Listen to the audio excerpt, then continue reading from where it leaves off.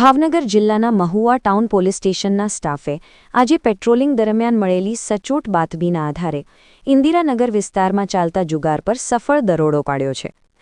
જાહેરમાં કુંડાળું વળીને પૈસાની હાર-જીતનો જુગાર રમતા 6 શખ્સોને પોલીસે રંગેહાથ ઝડપી પાડ્યા છે. મહુવા ટાઉન પોલીસના કોન્સ્ટેબલ ધર્મેન્દ્રસિંહ વાળા અને તેમની ટીમ આજે બપોરે પેટ્રોલિંગમાં હતી તે દરમિયાન બાતમી મળી હતી કે ઇન્દિરાનગરમાં વિપુલભાઈ બાંભણિયાના ઘર પાસે ખુલ્લી જગ્યામાં કેટલાક લોકો જુગાર રમી રહ્યા છે.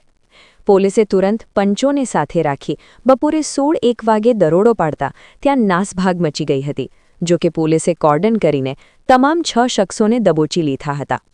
પોલીસે તમામ આરોપીઓ પાસેથી અંગઝડતીમાં મળેલા રૂપિયા અને પટમાં પડેલી રકમ મળીને કુલ 11,020 રૂપિયાની રોકડ તથા 52 નંગ ગંજી પત્તા કબજે કર્યા છે.